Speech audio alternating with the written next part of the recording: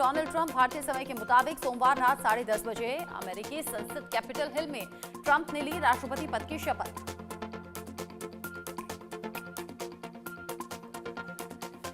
Donald Trump को supreme court के जज जॉन रॉबर्ट्स ने दिलाई शपथ। ट्रंप की पत्नी मेलेनिया बाइबल लेकर खड़ी रहीं।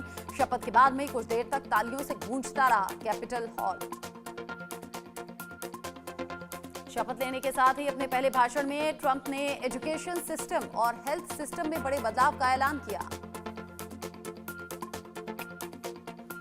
अपने भाषण में ट्रंप ने कहा, मेरी सरकार अवैध प्रवासियों की एंट्री अमेरिका में बैन करेगी। पकड़ो और छोड़ो सिस्टम को भी खत्म किया जाएगा।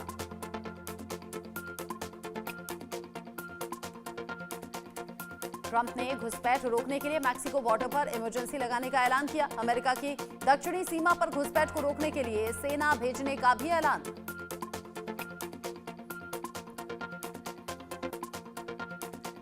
ड्रग माफिया को विदेशी आतंकवादी संगठन घोषित करने का ट्रंप ने किया बड़ा ऐलान।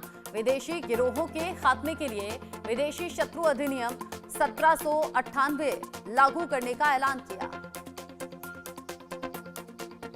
ट्रंप का बड़ा ऐलान, अमेरिका में ट्रांसजेंडर सिस्टम खत्म, सिर्फ 2 जेंडर होंगे, पुरुष और महिला। ट्रंप ने अपने पहले भाषण में ही कहा, अमेरिका को न जीता जा सकता है और न डराया जा सकता है। मेरी सरकार में अमेरिका पहले से कहीं ज्यादा महान और मजबूत होगा। ट्रंप के शपथ ग्रहण में दिखी भारत की ताकत। फर्स्ट रो में बैठे दिखे विदेश मंत्री डॉक्टर एस जयशंकर। भारत से प्रधानमंत्री मोदी ने राष्ट्रपति डोनाल्ड ट्रंप को लिखी चिट्ठी, जिसे लेकर विदेश मंत्री एस जयशंकर पहुंचे थे अमेरिका। रूस के राष्ट्रपति व्लादिमीर पुतिन ने दी ट्रंप को बधाई। साथ ही कहा कि वो रूस, यूक्रेन और परमाणु हथियारों के मुद्दे पर बातचीत के लिए तैयार हैं।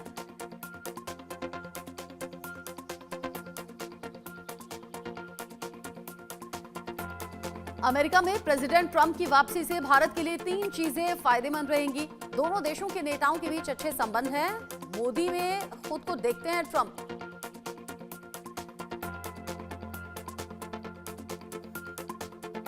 पीएम मोदी में खुद को देखने का ट्रंप का नजरिया इसलिए है क्योंकि पीएम मोदी की तरह ट्रंप भी लोगों में लोकप्रिय हैं। दोनों नेताओं में राष्ट्रवाद की भावना भरपूर है। डोकलाम, बालाकोट और गलवान में अमेरिका ने भारत का दिया था साथ। दोनों देशों के राष्ट्रवादी विचारधाराओं में भी समानता है। डोनाल्ड ट्रंप ने एक बार फिर अमेरिका के प्रेसिडेंट बनने के बाद भारत और अमेरिका के रिश्तों पर अच्छा असर यहां पर दिखाने के कयास लगाए जा रहे हैं। दोनों देशों के संबंध और भी ज्यादा गहरे और मजबूत होंगे।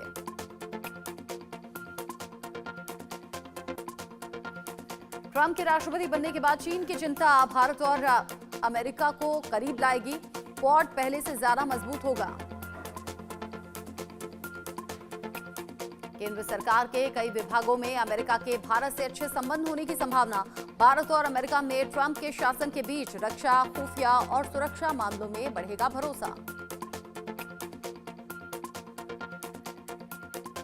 अमेरिका के राष्ट्रीय सुरक्षा सलाहकार माइकल वॉट्स, प्रमुख उप एनएसए एलेक्स वोंग भारत के बारे में सकारात्मक दृष्टिकोण रखने के लिए जाने जाते हैं।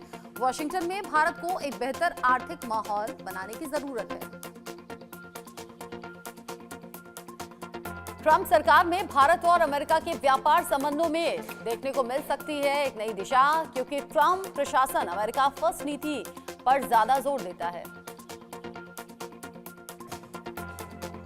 ट्रंप के पीएम मोदी के साथ अच्छे संबंध हैं। ऐसे में उनके दूसरे कार्यकाल में भारत की स्थिति मजबूत होने के आसार।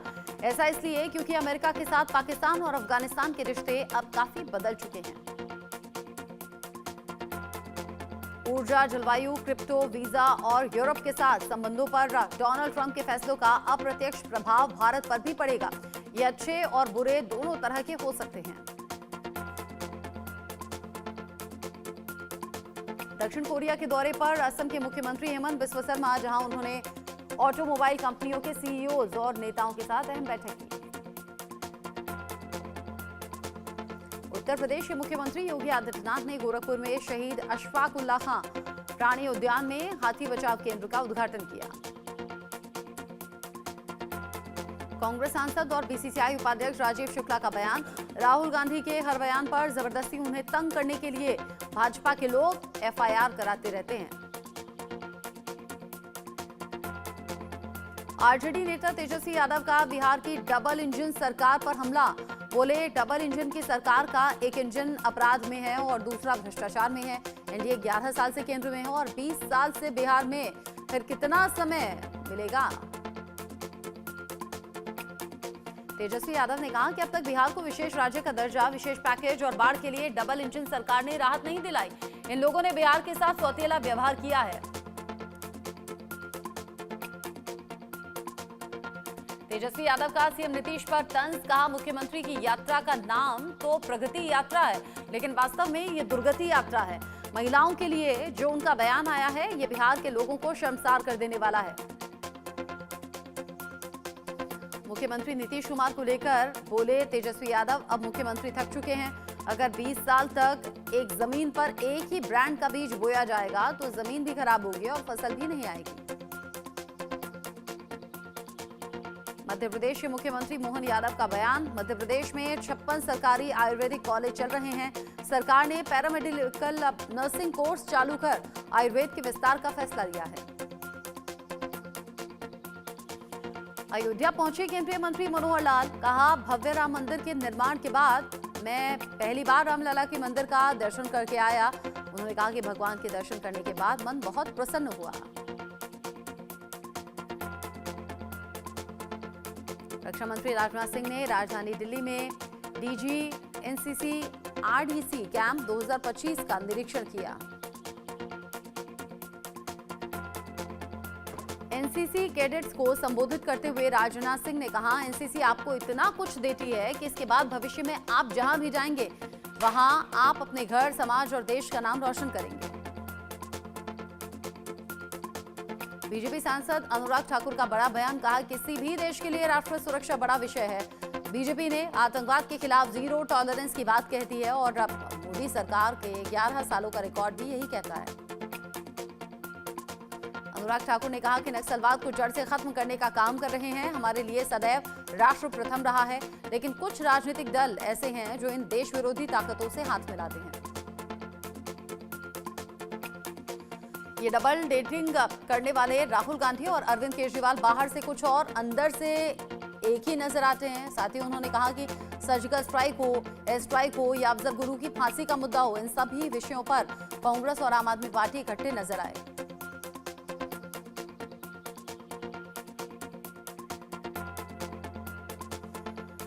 संविधान के 75 साल पूरा होने के उपलक्ष्य में केंद्रीय संचार मंत्री ज्योतिरादित्य सिंधिया ने विशेष पोस्ट कार्ड लॉन्च किया। केंद्रीय संचार मंत्री सिंधिया ने कहा कि हमारा संविधान हमारा ग्रंथ है। हमारा संविधान देश को विकास और प्रगति के पथ पर अग्रसर करने वाला मार्गदर्शक है।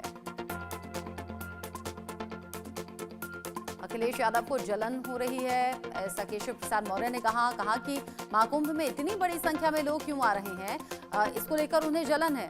उत्तर प्रदेश के उप मुख्यमंत्री केशव प्रसाद मौर्य ने ये बड़ी बातें कही। महाकुंभ मेले में हनुमान का रूप धारण करने वाले कलाकार लोगों के बीच आकर्षण का केंद्र बने हुए हैं। महाकुंभ मेले में शामिल होने के लिए प्रयागराज पहुंची राज्यसभा सांसद सुधा मूर्ति, कहा 144 साल बाद ये महाकुंभ लग रहा है, मैं यहां 3 दिन रहूंगी। आरजीकर बलात्कार हत्या मामले में बोले बीजेपी नेता राहुल सिन्हा, बंगाल की जनता जानना चाहती है कि इसमें और कौन कौन शामिल थे। राज्य सरकार और पुलिस ने सबूत और साक्ष्य मिटा दिए थे, इसीलिए सत्य सामने आने में देर हो रही है। सियालदह कोर्ट के संजय रॉय को आजीवन कारावास की सजा सुनाए जाने पर बोली ममता, हमने हमेशा मृत्युदंड की मांग की और हम इस पर कायम हैं। ममता ने कहा कि यह गंभीर मामला था, अगर ये हमारे अधिकार क्षेत्र में होता तो हम बहुत पहले ही मृत्युदंड सुनिश्चित कर देते। फॉर्डा महासचिव सर्वेश पांडे ने कहा कि अभी जो कोर्ट का फैसला आया है वो एक आश्चर्यजनक फैसला है। मेडिकल समुदाय इस फैसले से पूरी तरह से असंतुष्ट है। जूनियर डॉक्टर्स ने सियालदह कोर्ट के बाहर प्रदर्शन किया।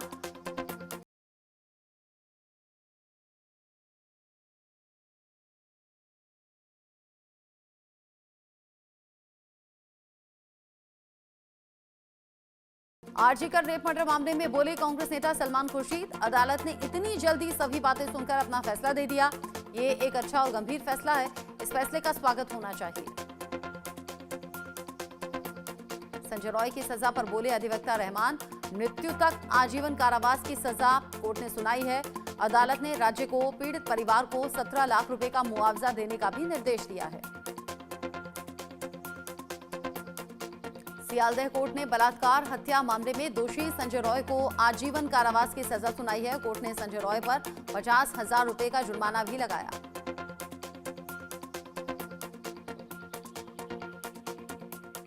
संजय रॉय को मिली आजीवन कारावास की सजा पर बोले कांग्रेस नेता अधीर रंजन चौधरी, एक ही व्यक्ति को सजा हुई है, बाकी किसी का नाम नहीं आया, इसलिए कोर्ट का यह फैसला आम लोगों के उम्मीद के हिसाब से नहीं है।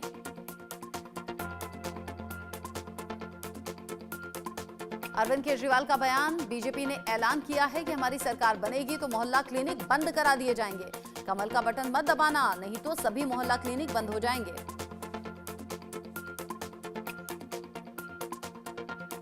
केजरीवाल ने कहा कि सरकार बनने के बाद आप सभी के बिजली पानी के बिल माफ करा दूंगा। हमारी सरकार ने डीटीसी बसों में महिलाओं के लिए यात्रा फ्री की।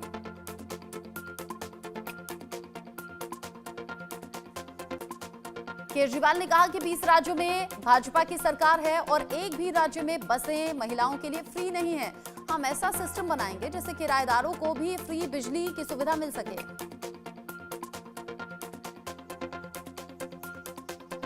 नई दिल्ली विधानसभा सीट से कांग्रेस उम्मीदवार संदीप दीक्षित ने प्रधानमंत्री मोदी को लिखे केजरीवाल की चिट्ठी पर कहा, पिछले 10 साल से आपको याद नहीं आया कि आप चिट्ठी भी लिख सकते थे। संदीप दीक्षित ने कहा कि केजरीवाल करोड़ों की आलीशान इमारत का निर्माण करवाते हैं, लेकिन गरीबों के लिए जब मकान बनते हैं तो वो चिट्ठी लिखते हैं। 10 साल तक केजरीवाल ने क्या किया? संदीप दीक्षित ने ये सवाल किए हैं। कहा कि डीडीए ने शीला दीक्षित के समय में 100 स्कूलों के लिए नई जमीनें दी थी, जिनमें से केवल 10 पर काम शुरू हुआ। अन्य 90 स्कूलों पर काम शुरू क्यों नहीं हुआ? कहां है वो जमीन? करोलबाग विधानसभा क्षेत्र से बीजेपी उम्मीदवार दुष्यंत गौतम ने कहा कि लड़ाई अब जनता की बन चुकी है। दिल्ली भारत का दिल है जो स्वच्छ रहना चाहिए। बड़ा दुर्भाग्य है कि यहाँ पर पीने के पानी की भी दिक्कत है। दिल्ली में मतदान से पहले बीजेपी ने आप को दिया झटका। प्रदेश बीजेपी अध्यक्ष वीरेंद्र सचदेवा की मौजूदगी में आम आदमी पार्टी के कई पूर्व नेता बीजेपी में शामिल हुए। बीजेपी सांसद मनोज तिवारी ने केजरीवाल के बयान पर पलटवार किया। कहा, दिल्ली की जनता ने आपसे सवाल किया तो आक्रमणकारी हो गए। केजरीवाल से सवाल पूछने पर युवकों पर हमला हो गया।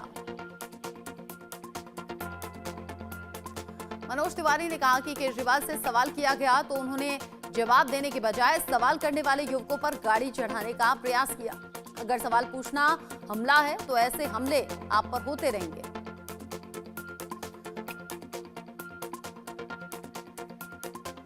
संजय सिंह से मनोज तिवारी के सवाल। बीजेपी नेता शहजाद पूनावाला ने पूर्वांचल समाज के लिए आपत्तिजनक बात कही तो हमने उनकी निंदा की। पूनावाला ने माफी भी मांगी।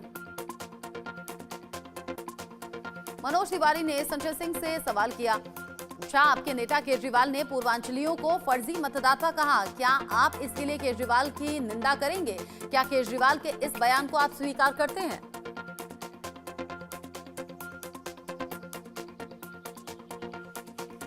बेतिया के लौरिया के मठिया गांव में हुए संदिग्ध 7 मौतों पर प्रशासन ने जारी किया बयान। कहा, एक भी मौत शराब पीने से नहीं हुई, बीमारियों की वजह से मरे लोग। संभल पुलिस ने सीसीटीवी कैमरों से चिन्हित किए गए 9 उपद्रवियों को गिरफ्तार किया। उपद्रवियों पर पुलिस के ऊपर पथराव करने का आरोप है।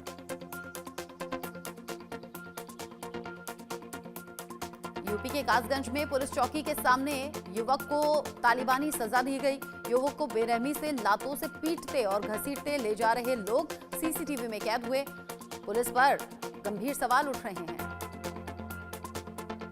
यूपी के अमरोहा में 3 महिलाओं ने सड़क को बना दिया जंग का मैदान। एक दूसरे के बाल पकड़कर जमकर वार किया। बच्चों की विवाद को लेकर महिलाओं में ये घमासान छिड़ गया। वीडियो वायरल है। ओडिशा के ढेंकानाल में हाथ पैर बांधकर अधेड़ ने महिला के साथ दुष्कर्म किया। पुलिस ने गिरफ्तार कर लिया है। यूपी के सहारनपुर में बजरंग दल और विश्व हिंदू परिषद के कार्यकर्ताओं का हल्ला बोल। गौकशी और लव जिहाद की बढ़ती घटनाओं को लेकर प्रदर्शन। ग्रेटर नोएडा के इंडिया एक्सपो मार्ट सेंटर में भारत मोबिलिटी एक्सपो की शुरुआत हुई। एक्सपो शो में 100 से ज्यादा एग्जिबिटर्स के आने की संभावना। नेपाल के लुम्बिनी से एक परिवार महाकुंभ में गंगा स्नान करने के लिए 300 किलोमीटर की लंबी पैदल यात्रा करके पहुंच रहा है।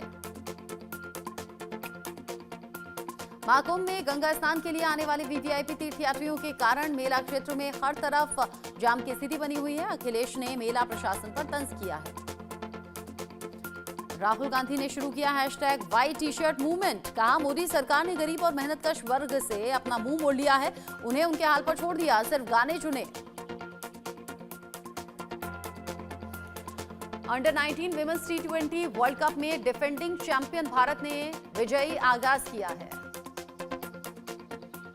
कुआलालंपुर में वेस्टइंडीज ने पहले बैटिंग की, लेकिन 44 रन बनाकर पूरी टीम पवेलियन लौट गई। भारत की कप्तान निकी प्रसाद ने टॉस जीतकर बॉलिंग चुनी। चौथे ओवर में विंडीज कप्तान समारा रामनाथ 3 रन बनाकर आउट हुई। 2 मैचों की टेस्ट सीरीज के पहले मुकाबले में पाकिस्तान ने वेस्टइंडीज को 127 रन से हराया। पाकिस्तान ने दूसरे दिन 4 विकेट पर 143 रन के स्कोर से आगे खेलना शुरू किया।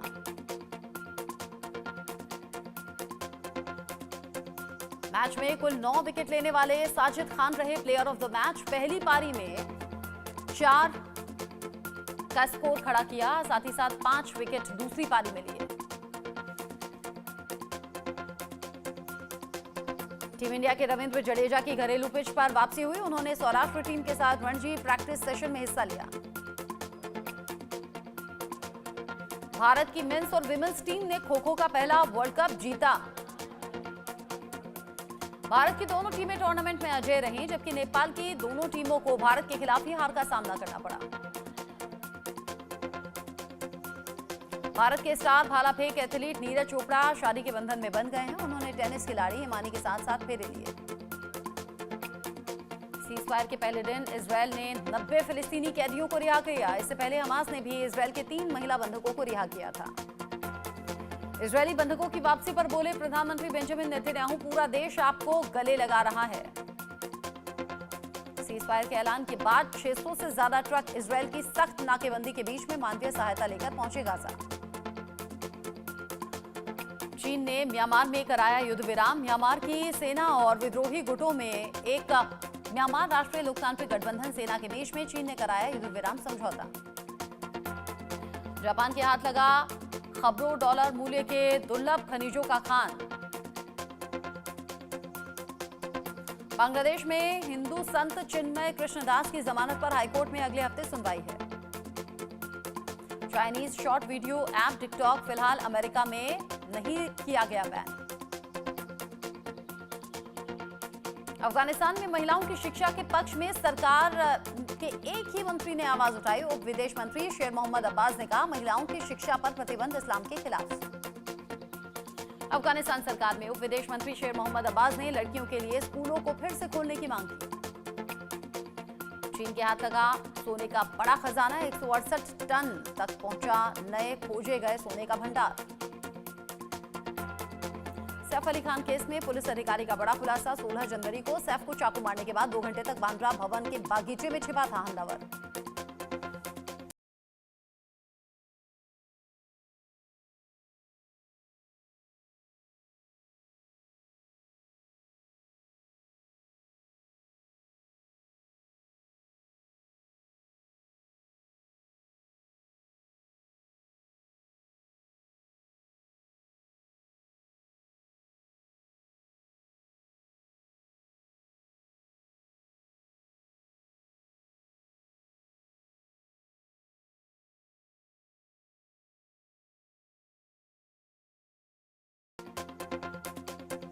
कर्नाटक के गवीगुड्डा के पास सुंदरबन क्षेत्र में शूट की जा रही है फिल्म। टीम पर जंगल को नुकसान पहुंचाने की खबर ने स्थानीय लोगों में गुस्से को भड़काया।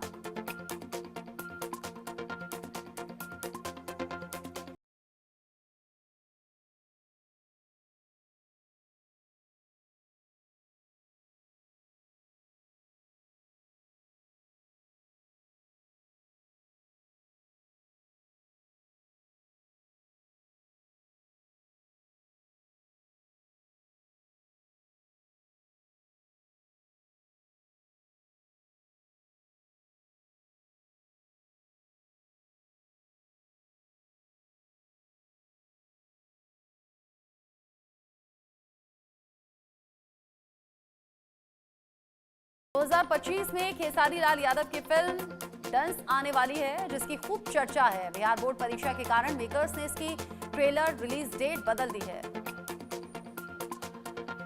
तेलुगु फिल्म कनप्पा में हाथ में त्रिशूल, माथे पर भस्म, नीलकंठ